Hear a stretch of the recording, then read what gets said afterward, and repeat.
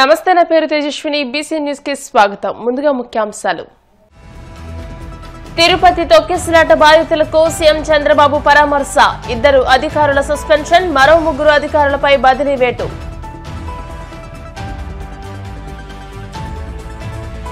తిరుపతి తొక్కిసలాట ఘటనపై రాష్ట్ర ప్రభుత్వం తరపున క్షమాపణలు చెప్పిన డిప్యూటీ సీఎం పవన్. ఆసుపత్రిలో చికిత్స పొందుతున్న బాధితులకు పరామర్శ.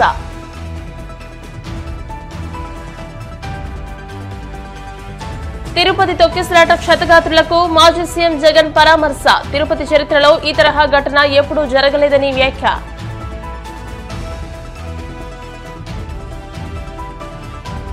తెలుగు రాష్ట్రాల్లో ముక్కోటి శోభ. నరసాపురం శ్రీ ఆదికేశవ ఎంఆర్ మన్నార్ స్వామి ఆలయానికి పోటెత్తిన భక్తులు.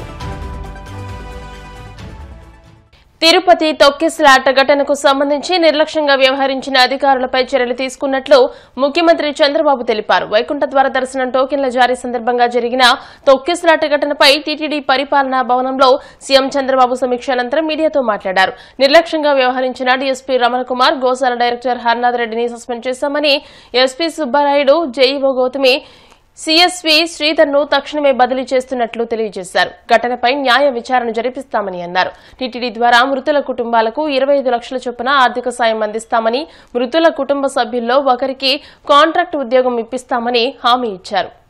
బాధాకరమైన సంఘటన. వెంకటేశ్వర స్వామి సన్నిధిలో ఎప్పుడు కూడా మనసా వాచ ఇక్కడ ఎలాంటి అపచారాలు జరగకూడదు, అలాంటి పవిత్రమైనటువంటి దివ్యక్షేత్రంగా దీన్ని ఎల్లప్పుడూ నిలబెట్టాలని నా తాపత్రయం. ఒక భక్తుడుగా, ఒక ముఖ్యమంత్రిగా ఈ దివ్యక్షేత్రం యొక్క పవిత్రత కాపాడే బాధ్యత ఎప్పుడు తీసుకుంటున్నాను, ఇప్పుడు కూడా తీసుకుంటాను. అయితే జరిగిన సంగతి చూసిన తర్వాత నేను సైట్ దగ్గరికి వెళ్ళాను. సైట్ అంతా కూడా చాలా డీటెయిల్ గా పరిశీలించాను. అక్కడి నుంచి హాస్పిటల్కి వెళ్ళాను, అందరితో మాట్లాడాను. కొంతమంది కుటుంబ సభ్యుల్ని, వాళ్ళ గ్రామస్తుల్ని, బంధువులు పోగొట్టుకుని ఉన్నారు హాస్పిటల్, ఇంకా వాళ్ళతో కూడా మాట్లాడాను. తర్వాత వచ్చి ఆఫీసులో కూడా సమీక్ష చేశాను. నేను అన్ని విధాలా అన్ని కోణాల్లో నాకు సమాచారం ఉంటే దాన్ని బట్టి ఎలాంటి సంఘటనలు పునరావృతం కాకుండా ఉండడానికి ఎలాంటి నిర్ణయాలు చేస్తే దోహదం చేస్తాయో అలాంటి నిర్ణయాలు చేయాలనేది నా ఉద్దేశం. నేను ఏం చేసినా కూడా నా మనస్సాక్షిగా ఈ దివ్య క్షేత్రాన్ని మళ్లీ పవిత్రత కాపాడడానికి ప్రయత్నం చేస్తాను. అందుకని ఈరోజు కొన్ని నిర్ణయాలు తీసుకుంటూ కొన్ని డైరెక్షన్ కూడా ఇస్తున్నాను. అదే మరి బోర్డు చైర్మన్ ఉన్నాడు, ఈవో ఉన్నారు, వాళ్ళు కూడా ఈ మెంబర్ కూడా ఉన్నారు. వాళ్ళు కూడా చాలా స్పష్టంగా ఆదేశాలు ఇస్తున్నారు.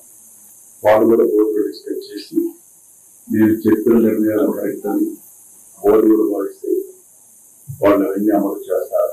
అల్టిమేట్ గా ఏ వ్యక్తి కూడా ఈ పవిత్ర క్షేత్రం వ్యక్తిగత ఎగువతో కానీ, మన యొక్క అసమర్థతో కానీ, లేకపోతే అనాలోచనమైన ఆలోచనలతో కానీ మనం చేసిన పనుల వల్ల దేవుని యొక్క పవిత్రత దెబ్బతినే పరిస్థితే అది కరెక్ట్ కాదు. తెలిసి చేసినా తెలియక చేసినా తప్పు తప్పే అవుతుంది. రెండోది, అందరం కలిసి ఇక్కడ దేవునికి సేవ చేస్తున్నాము అనేది ప్రతి ఒక్కరికి రావాల్సిన అవసరం ఉంది. ఇక్కడ రాజకీయాలు కూడా చేయడానికి వీలు. రాజకీయాలకు అతీతంగా కలియుగ వెంకటేశ్వర స్వామి, కలియుగ దేవుడికి మనం సేవ చేస్తున్నాం అనే భావంతో అందరం ముందుకు పోవాల్సిన అవసరం. వైకుంఠ ద్వార దర్శనం టోకెన్ల జారీ సందర్భంగా తిరుపతిలో జరిగిన తొక్కిసలాట ఘటనకు రాష్ట్ర ప్రభుత్వం తరపున క్షమాపణలు చెబుతున్నట్లు డిప్యూటీ సీఎం పవన్ కళ్యాణ్ తెలియజేశారు. ఘటన జరిగిన ప్రాంతంతో పాటు ఆసుపత్రిలో చికిత్స పొందుతున్న బాధితులను పరామర్శించిన అనంతరం ఆయన మీడియాతో మాట్లాడారు. తప్పు జరిగింది, బాధ్యత తీసుకుంటామన్నారు. టీటీడీ సిబ్బంది, పోలీసులు ఉండి కూడా 6 భక్తులు ప్రాణాలు కోల్పోవడం బాధాకరమని అన్నారు. వ్యక్తులు చేసిన తప్పులు రాష్ట్ర ప్రభుత్వంపై పడుతున్నాయని, భవిష్యత్తులో దుర్ఘటనలు జరగకుండా అధికారులు చర్యలు తీసుకోవాలని అన్నారు. బాధాకరమైంది, చాలా ఆవేదన కలిగించింది. నిన్న రాత్రి జరిగిన వైజాగ్లో ఉండి మోడీ గారి ఆధ్వర్యంలో దాదాపు 2,08,000 కోట్ల పెట్టుబడి సభ జరిగి వైజాగ్లో ఒక ఆనందకరమైన సమయంలో ఈ విధమైన దుర్ఘటన ఏకాదశికి మొత్తం నలుమూలల నుంచి, దేశం నలుమూలల నుంచి, ప్రత్యేకించి తెలంగాణ, కర్ణాటక, తమిళనాడు, ఆంధ్ర అన్ని ప్రాంతాల నుంచి భక్తులు అమితంగా తరలి వచ్చారు ఇక్కడికి. ఇది మొదటిసారి కాదు, ఇది గత దశాబ్దాలుగా ఎప్పుడు జరుగుతూ ఉంది. టీటీడీ అంటేనే క్రౌడ్ మేనేజ్మెంట్ ఎక్స్పర్టీస్ ఉండటం, టీటీడీ అంటేనే క్రౌడ్ మేనేజ్మెంట్ ఎక్స్పర్టీస్ ఉండటం. ఎందుకు ఈ దురదృష్టకరమైన సంఘటన జరిగిందనేది మొత్తం మాట్లాడాను. సంఘటన స్థలానికి వెళ్ళాను. ఆ పార్క్లో ఏ విధంగా పెట్టారు, ఏ సందర్భంలో జరిగింది, అలాగే ఇప్పుడు వచ్చి ఎవరైతే గాయపడ్డారో వారందరినీ పేరు పేరున పరామర్శించాం. వారి ఆవేదన అర్థం చేసుకున్నాం.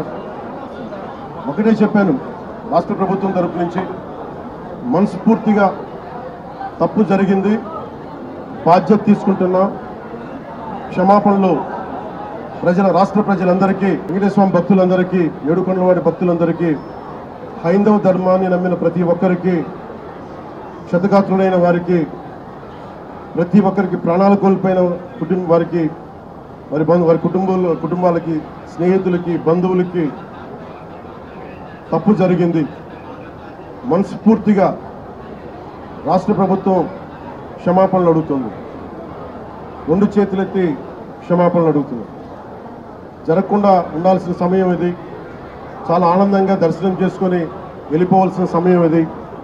ఇలాంటి సమయంలో ఇలా జరగటం, లోపల ప్రతి ఒక్కరితో మాట్లాడితే నాకు అర్థం కానిది ఏంటంటే, ఎప్పుడు ఇలాంటి దుర్ఘటన జరగల. కేవలం ఇది ప్రతి చోట వినిపిస్తుంది, క్రౌడ్ మేనేజ్మెంట్ సరిగ్గా జరగలేదు అని. ముఖ్యంగా ఆడవారికి నలిగిపోవడానికి ప్రత్యేకించి చాలా సేఫ్ ప్లేస్ ఇది. మిగతా మనకి టికెట్లు ఇచ్చే చోట కంటే కూడా ఇది క్షేమం అని చెప్పి అందరూ, ఎక్కువ మంది మహిళా భక్తురాలు ఇక్కడికి వచ్చారు. ఇది చంద్రగిరి, తిరుపతి నియోజకవర్గానికి అందుబాటులో ఉండే కేంద్రం ఇది. దానివల్ల ఎక్కువ ఒత్తిడి ఉంది. పోలీసులు పెట్టారు, టీటీడీ సిబ్బంది ఉన్నారు. ఇంతమంది ఉండి కూడా 6 మంది ప్రాణాలు కోల్పోవటం, 24 మంది పైన క్షతగాత్రులు అవ్వటం, ఇది చాలా ఆవేదన కలిగించింది. ప్రతి ఒక్కరిని బాధితులను అడుగుతా ఉంటే ఒకటే చెప్తా ఉన్నా, మేము ఎంతో నమ్మకంతో వచ్చాం ఇక్కడికి, మాకు ఇలా అయిపోయింది. వాళ్ళు బాధపడుతుంటే ముందు పేరున వారొక్కరికి, ప్రతి ఒక్కరికి క్షమాపణలు తెలియజేశాను.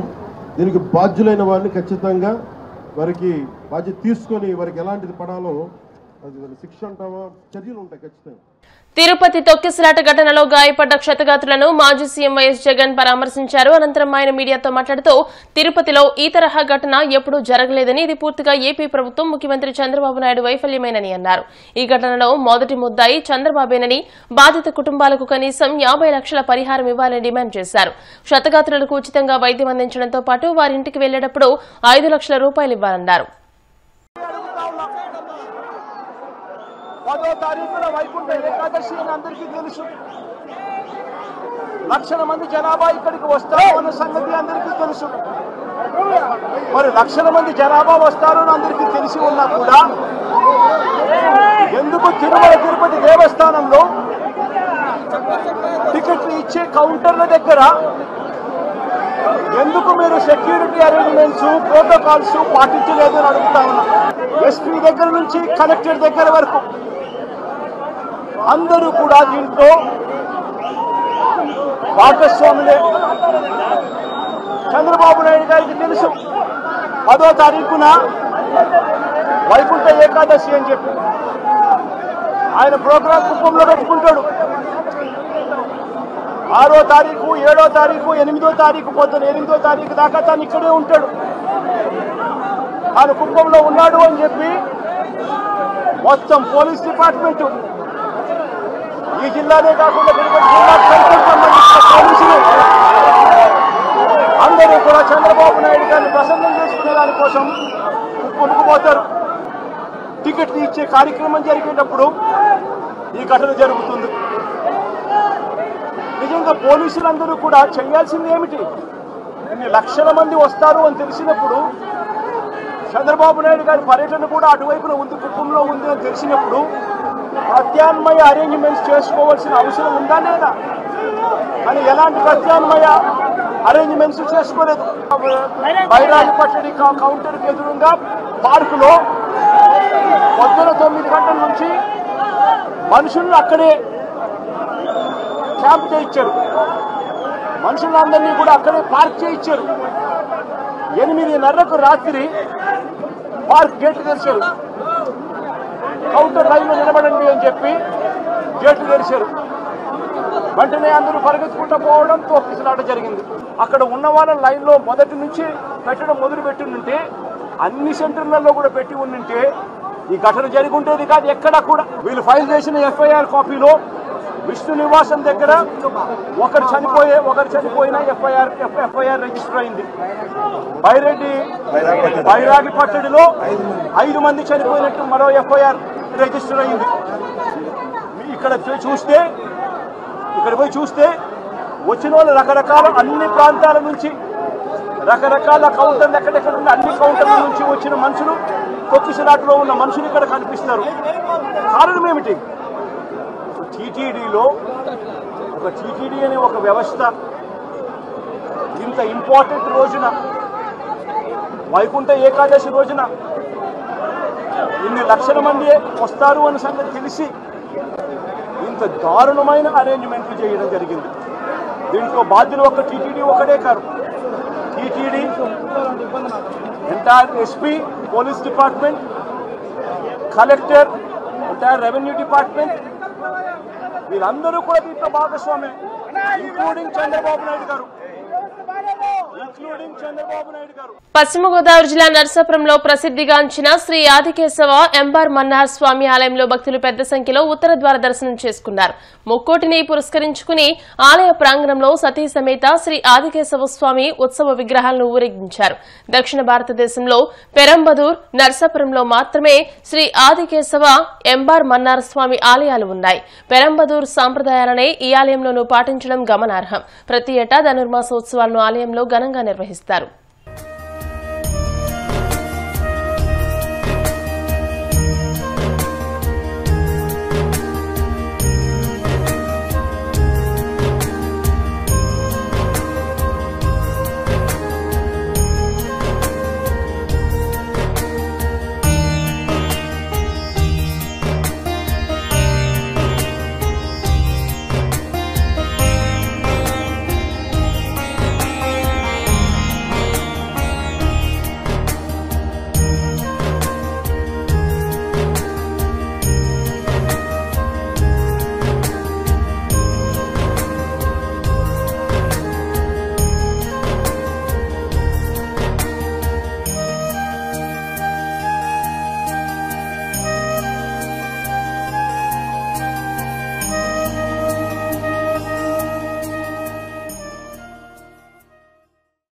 గ్రామంలో వేంచేసి ఉన్న శ్రీ ఆదికేశవ ఎంబర మనార్ స్వామివారి దేవస్థానంలో ఈ రోజు ముక్కోటి ఏకాదశి పర్వదినం జరుగుతుంది. ఉత్తర ద్వార దర్శనంగా ముందు రామానుజుల వారు బయటికి వేయించేసిన తర్వాత వారితో పాటు ఈ ద్వార దర్శనంలో స్వామివారిని, వైకుంఠ స్వామివారిని సేవించుకోవడం చాలా విశేషమైంది. ఈ రోజు 5 గంటలుగా ఉత్తర ద్వార దర్శనం అయింది. దీని మెయిన్ టెంపుల్ శ్రీపెరంబూరు, అక్కడ ఎలా జరుగుతున్నాయి సాంప్రదాయాలు ఇక్కడ ఎలా జరుగుతాయి. ప్రధానంగా రామానుజుల వారు, శ్రీ ఆదికేశవ పెరుమాళ్, శ్రీదేవి భూదేవి ఆయన శనివారం రోజు వారికి పూజ చేసిన కోరికలకు తీరతాయని స్వామివారి భక్తుల నమ్మకం. ఏప్రిల్, మేలో స్వామివారికి బ్రహ్మోత్సవాలు 11 రోజులు జరుగుతాయి. ఆదికేశవ పెరుమాళ్ బ్రహ్మోత్సవాలు, రామానుజుల వారికి తిరునక్షత్రోత్సవాలు 10 రోజులు జరుగుతాయి. చాలా విశేషంగా తిరుపతి లెవెల్లో జరుగుతున్నట్టుగా అన్ని వాహనాలు కూడా బ్రహ్మోత్సవాలు చాలా విశేషంగా వాహనోత్సవాలు జరుగుతాయి. వైష్ణవ సాంప్రదాయ భక్తులు అందరూ కూడా స్వామివారిని సేవించుకుని వెళ్తూ ఉంటారు.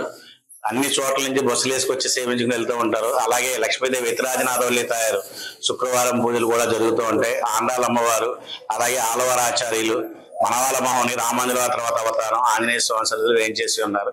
భక్తులందరూ కూడా చాలా విశేషంగా సేవించుకుని వెళ్తున్నారు. స్వామి దర్శించుకున్నాము. తిరుమలలో దర్శించుకున్న అనుభూతి కలిగింది. చాలా చక్కగా మెయింటైన్ చేస్తున్నారు. స్వామి చాలా బాగున్నారు. అందరికీ మంచి ఆయురారోగ్యాలు ఇచ్చి అందరూ సుఖ సంతోషాలు ఉండేలాగా స్వామి దీవించాలని కోరుకున్నాను. నరసాపురం పట్టణంలో వేంచేసినటువంటి సుప్రసిద్ధ వైష్ణవ దేవాలయం శ్రీ ఆదికేశ్వర ఎంబరమనాథ దేవాలయం 1786లో నిర్మితమైంది. ఆ దేవాలయంలో ధనుర్మాస ఉత్సవాల్లో భాగంగా ముక్కోటి ఏకాదశి ఈ రోజున పొద్దున్న 5 గంటలకి ద్వారదర్శనం జరిగింది.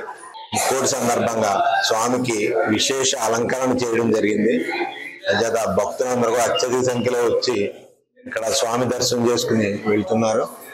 ఈ సంవత్సరం భక్తులందరికీ దర్శన భాగ్యం కల్పించే ఉద్దేశంతో ఎటువంటి రుసుము లేకుండా అందరికీ ఫ్రీ దర్శనం ఏర్పాటు చేయడం జరిగింది. ప్రసాద వినియోగం కూడా ఏర్పాటు చేయడం జరిగింది. ఇప్పుడు కాసేపు ప్రకటనలు.